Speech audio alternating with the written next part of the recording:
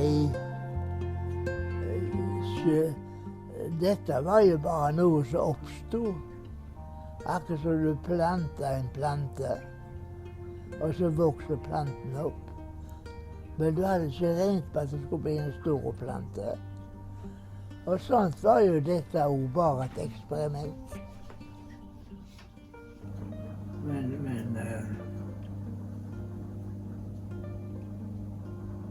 Sånt var det. Nei, så det var når jeg tenker tilbake på det nå, det er jo over 60 år siden. Men det sitter i kroppen fremdeles. Det er jo sånne ting som du aldri glemmer. For det betydde så kolossalt mye. Videre og fremover i livet, når jeg tenker tilbake på det i dag, så betydde det mye mer enn jeg egentlig var klar over den gangen i hvert fall. Hva starter vi med? Vi kan starte litt med begynnelsen på eventyret. Og hvorfor du begynte med sjøguttekorpset.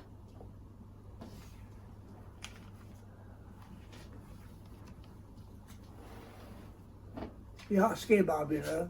Ja. Ja, spørsmålet hvorfor jeg begynte med sjøkorpset, var jo avisene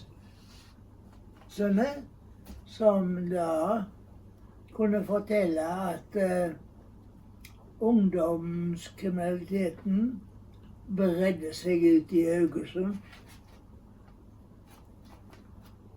Og en tredjedel av forbrytelsen i Haugesund var begått av barn under 14 år. Og jeg gikk jo da til politiet for å få tak i det som var problemet. Og de henvendte meg da til barnevernsnemnda, altså sekretæren i barnevernsnemnda. Og jeg må jo da fått en gruppe, var ikke mange, 4-5 stykker, som jeg startet med. De fikk jeg tak i og fortalte hva jeg kunne tilby. Jeg hadde jo på det tidspunktet 2-3 båter, og at de da skulle få være med og seile og lære litt sjømannskap. Og hele gjengen må bare gå til politiet hvis de har tenkt å være med i sjøkorpset. Og det gjorde de. De gikk til politiet, og det var litt overgitt. De fikk jo klarlagt en masse ting. Så det her gjør seilbåter serieproduseres på et sjøhus i Haugesund, ja. Men det jeg er litt nysgjerrig på, er at du hadde jo denne opplevelsen med å liksom havne litt utpå med skolesystemet og sånne ting. Hva sier du? Denne opplevelsen du hadde, påvirket det hvordan du tok imot guttene i sjøkorpset?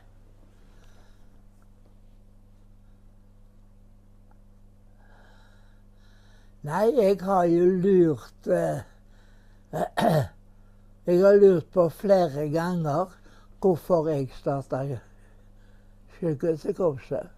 Det var nok på grunn av at jeg selv fikk problemer med meg selv, i og med at jeg ble nektet på skolen, ikke sant?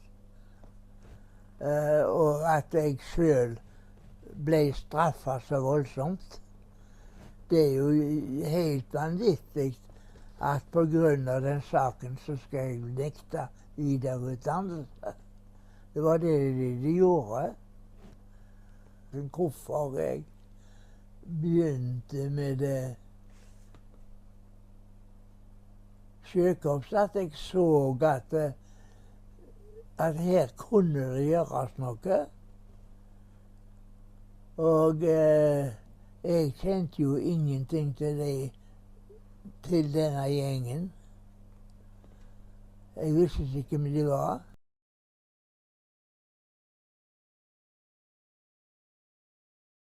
sjøkorpset, det var jo Kalle Bjørnsen sin store sak for oss ungdommer i den tiden der.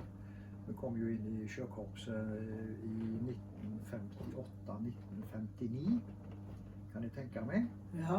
Der Bjørnsen da tok tak i oss, for den gangen var det ikke så mye aktiviteter som foregikk i Haugesund. Og når det gjaldt sjøaktiviteter, så startet Kalle opp med det. Og det var noe som tiltalte oss. Hvordan vi skulle behandle en båt, hva seilføring det var på båten, hvilken tauverk vi måtte bruke, og hvordan det skulle brukes. Og i det hele tatt altså, lærte vi kolossalt mye, og dette var jo interessant. Så med seilbåter og sånn, så var det egentlig Sjøglutkorpset. For Haugesund Seilforening var ikke stiftet den gangen der. Nei. Den kom etterpå den. Nei, den ble stiftet på grunn av Sjøglutkorpset. Ja. Så de var litt sure da, Haugesund Seilforening i den tiden, når de stiftet, for vi ville jo ikke gå over til Haugesund Seilforening. Og når vi hadde regatter da, med Haugesund Seilforening, så var det alltid Sjøglutkorpset som vant de regattene, og det synes de ikke så mye om det. De prøvde jo en gang at ikke Sjøkorpset fikk være med. Ja, det prøvde de også på en gang. Men da var det vel du som tok affære. For jeg husker det at vi ble nekta å være med en gang, og da tror jeg du tente på alle pluggene og sa hva du mente om den saken. Ja. Men for å få lov å være med i Sjøkorpset, så var det en del regler som Kalle hadde satt opp, og de kjørte han knallhardt på. Så hvis ikke det passet med de reglene, så hadde vi heller ingenting der å gjøre. Så vi ble lojale mot reglene til Kalle, og dermed så ble vi med i Sjøkorpset. Hvordan føles det å treffe hverandre etter en god stund i dag?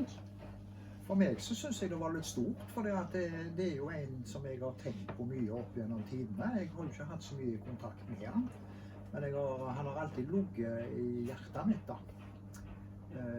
På bakgrunn av det som han bidro med og lærte oss, og dermed så hadde jeg veldig stor respekt for han. Og selv i voksen alder så har jeg alltid hatt stor respekt for det som han bidro med den gangen. Jeg hadde jo en far som var sjømann, som jeg aldri lærte å kjenne. Det vet jo du om. Ja. For han seilte ut i mange, mange år. Og jeg lærte aldri han å kjenne før jeg ble voksen selv.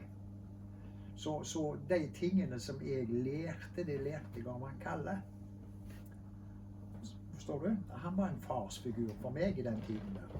Fordi at faren min, han var ute og seilte. Han kunne være ute i 2 år. Og så var han hjemme i 14 dager, så reiste han ut igjen og var ute i 2 år. Jeg husker i hvert fall at jeg røykte. Du var ganske sinte på meg, for jeg røykte. Hvis ikke du slutter å røyke, så får du ikke lov å være med. I Sjøkorpset, sa du til meg. Ja. Hvis ikke du slutter å røyke, så får du ikke være med lenger. Og det satt så dypt i meg, men jeg sluttet ikke å røyke. For da tenkte jeg, nå skal jeg teste deg ut. Fordi at jeg sluttet ikke å røyke. Nei. Og da bøyde du litt unna selv også, med at ja vel, du får bestemme selv. Men jeg vil i hvert fall anbefale deg å slutte på grunn av så kom du med masse ting som var fornuftig å si den gangen. Blant annet at det var bensinmotor i en av båtene. Det var det også. Ja. Den faren å røyke en båt med bensin ombord. Ja, da.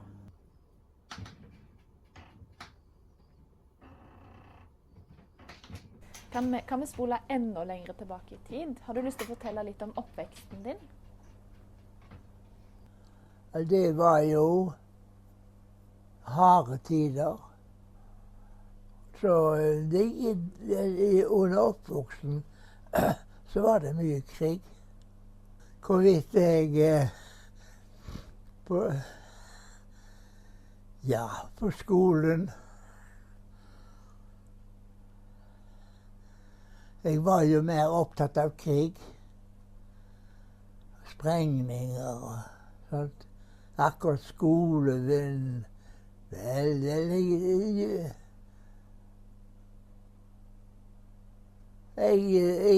gjorde det jeg skulle. Sett på fra skolens synspunkt, så var jeg nok på, skal du se på oppførselskarakteren, så var den lite godt. Men jeg fikk meget til skriving. Jeg hadde jo ingen problemer på skolen. Men det var det da når jeg fortalte at vi sprengte. Da gikk jeg tror jeg gikk i 6. klasse. Og da lagde vi sprengstoff alt selv. Men da hadde vi dynamitt den gangen. Og den var nok og det var jo krig, ikke sant? Det var jo dødsstraff når vi holdt på med våpen. Og det ble jo tatt voldsomt alvorlig da. For da ble det rettssak på skolen. Og så ble jeg dømt da at jeg ikke fikk lov å gå videre på skolen. Jeg var jo bare den som hadde ideen. Og jeg hadde sprengstoffet. Men jeg bare sa hvor sprengstoff var gravd ned. Så jeg var på selve festen, jeg, når det smalt. Da gikk det altså 33 vindusruter i gymnastikksalen. For dere skulle sprenge for å feire? Vi skulle bare feire at det var klassefest. Så var det noen som skulle ut av skolen fra 7., og jeg gikk i 6., og ble invitert av en av disse damene da. Og det var bare det, jeg hadde ikke mer med den sprengningen enn at jeg foreslo det for gruppen min. Vi hadde jo en sånn gruppe da, med dødningsover i hodet og hjemmelaget våpen hadde vi. Jeg var ikke interessert. Jeg gikk videre på sløyd, jeg. Så jeg har hatt glede av med verksteder og sånt. Nei, nå skal det ikke handle om meg. Ja. Det skal jo handle om sjøkorpset. Ja. Ja. Men da fikk jeg de fra barnevernsnemnda. Og han ene karen, han bodde på et lite loft. Og mora, hun holdt seg med tyskerne. Og han var et resultat av en tysk soldat som var faren.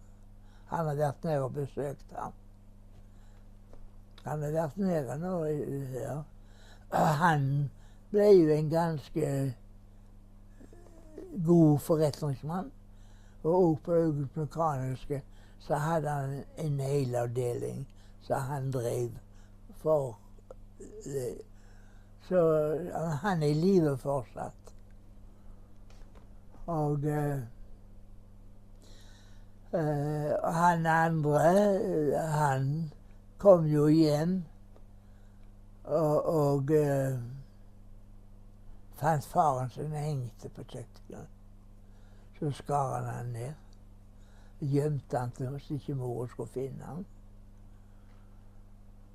Og han andre, broren, han hadde hjerteproblem. Så jeg husker jeg dro de med meg på skitur. Men for at han skulle få være med, så måtte jeg være med hos legen. Så vi så på røntgen. Nei, han var med, han. Han var med. Jeg har bilder av han når han hopper. Ja. Kan du fortelle litt om hva sjøkorpset var? Nei, dette var jo bare noe som oppstod. Akkurat som du planter en plante, og så vokser planten opp. Men du hadde ikke regnet på at det skulle bli en stor plante.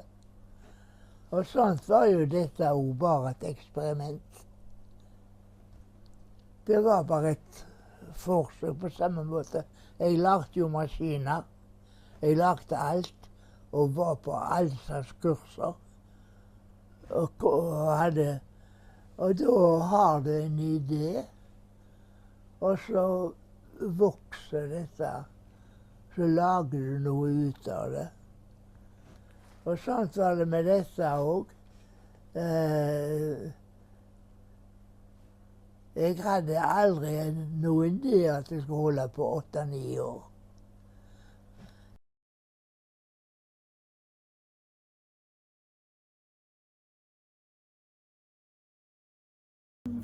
Men det var en annen verden den gangen.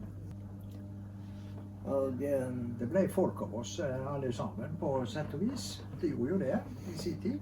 Hva sa du? De sier det ble jo folk av oss, mesteparten av oss. Ja. Vi klarte oss bra i livet. Det var ikke noe problem med det. Neida. Av de som virkelig var med i korps, så jeg hadde stort sett godt fått. Ja.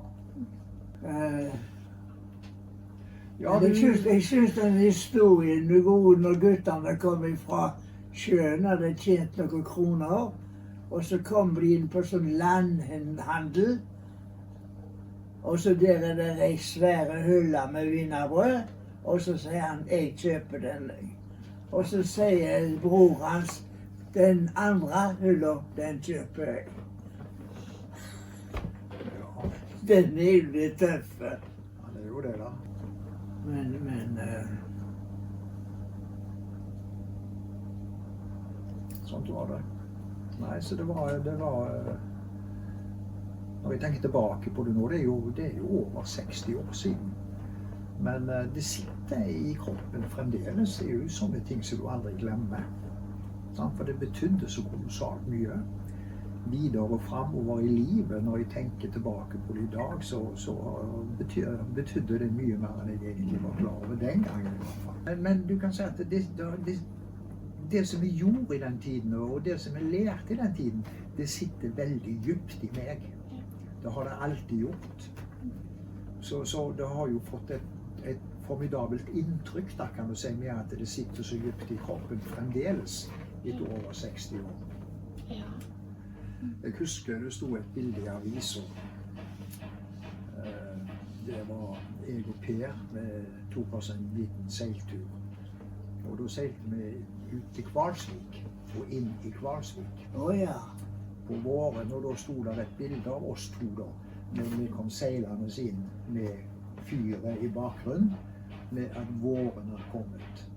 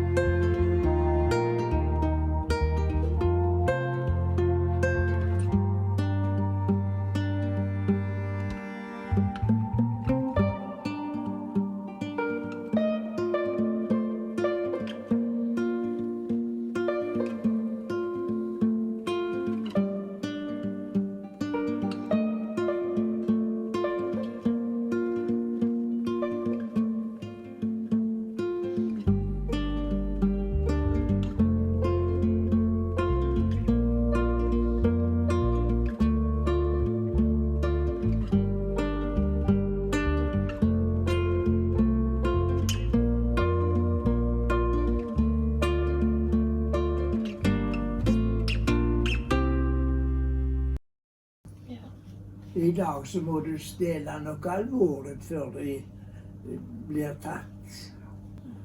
Da var han Arne mye bedre. Han visste på den gamle Jeg visste hvor nøkkelen til pengeskapet lå. Ja. Og det var Og et så stort gikk han- pengeskap. Det var ikke noe sånn lite. Det var nesten like stort som den døra der borte. Det var et svært pengeskap. Men det var en nøkkel. Det var ikke noe kodelås. Så tok han 150 øre. Nok til kinoen. Det var det han skulle ha. Og inntil en annen kom og spionerer på han, og finner ut at han henter nøkkelen, så går han hen og så tar det 150 kroner kanskje. Da var det jo. Men det var det ingen som kunne se. Hvis han tok penger for kinobilletten, 1,50 øre, så var det ingen som ville oppdage det. Og derfor gikk det fint. Han gikk lenger på kino, var han.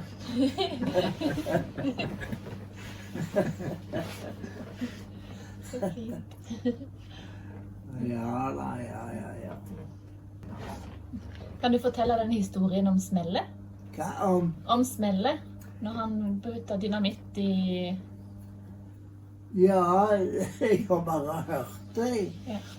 Og det var det at jeg skulle vite hvorfor de kalte han for Smelle. Ja. For han hadde alltid et eller annet som smalt. Og nei, så var det det at han hadde vel litt dynamitt og utstyr. Gikk han bort på den het en på Risenor. På Kortanes. Ja, på kort. Og der var det noen tønner med sild. Og så åpna den ene tønna, og så dytta han dynamitten ned i sildekassen. Eller sildetønna. Og så smalt den. Og den smalt jo såpass at det kom jo sild på hotellet. På veggen. Det var jo sild overalt. Fastlandssida. Ja, nok om det.